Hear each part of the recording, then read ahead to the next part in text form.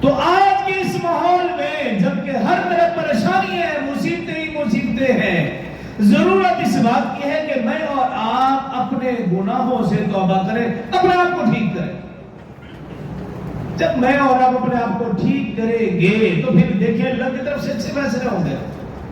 حضرت ابو درداء رضی اللہ عنہ راوی ہے، مشکات شریف کی حدیث ہے، رسول اللہ صلی اللہ علیہ وسلم نے فرمایا، اللہ فرماتا ہے میں اللہ ہوں، میرے سوا کوئی معبود نہیں ہے، میں بادشاہوں کا بادشاہ ہوں، میں تمام بادشاہوں کا مالک ہوں، تمام بادشاہوں کے دل میرے ہاتھ میں، یہ اللہ فرما رہا ہے، تمام بادشاہوں کے دل میرے ہاتھ میں ہے، جب تک بندے میری اطاعت اور فرما برداری کرتے ہیں میں ان بادشاہوں کے دل نرم کر دیتا ہوں، وہ اپنی عوام سے رعایا سے نرمی والا معاملہ کرتے ہیں۔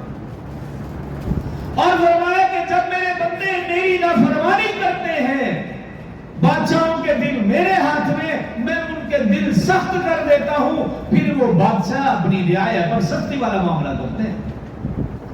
اور پھر اللہ پاک کیا فرماتے ہیں کہ اے میرے بندو جب ایسا معاملہ ہو بادشاہوں کو برا بھلا مت کہنا، بادشاہوں کو بد دعا مت دینا، تم میرے سامنے آ کر اپنے گناہوں کو سامنے رکھ کر مجھ سے معافی مانگنا، گڑ گڑا کر رونا، عاجزی طلب کرنا، آنسو بہانا، میں تمہیں معاف کر دوں گا اور بادشاہوں کے دل نرم کر دوں گا، بادشاہ پھر تمہیں کوئی بھی تکلیف نہیں پہنچا سکے گا۔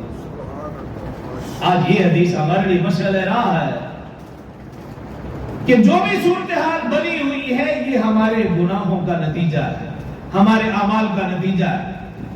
آج مسلمان اپنے آپ کو درست کر لے، قسم کھا کر کہتا ہوں اللہ کی طرف سے اچھے فیصلے ہوں گے۔ اللہ رب العزت 21ویں سے 22ویں پارے میں ارشاد فرما رہا ہے الیہ یصعد الکلم الطیب والعمل الصالح یرفعہ۔ اللہ فرماتے ہیں جیسے اعمال مجھ تک پہنچتے ہیں ویسے میری طرف سے فیصلے پہنچتے ہیں۔ ہمارے اعمال جیسے جا رہے ہیں تو ویسے فیصلے آ رہے ہیں، رونا دھونا کس بات کا؟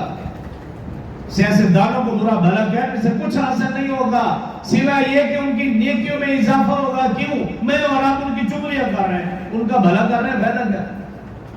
نقصان تو اپنا کر رہے ہیں، ان کا تو فائدہ ہو رہا ہے۔ جب میں اور آپ سیاستدانوں کی چغلیاں کریں گے ان کو فائدہ ہوگا، مجھے اور آپ کو نقصان ہوگا۔ پھر آپ ان کا فائدہ کر لیں جتنا کرنا چاہتے ہیں۔ تو ضرورت اس بات کی کہ میں اور آپ اپنے آپ کو ٹھیک کریں۔ پھر دیکھیے کہ اللہ کی طرف سے تو اس میں پہلا عمل کیا کہ توبہ استغفار، اور دوسرا عمل یہ کہ فرض نمازوں کا اہتمام کیا جائے۔ یا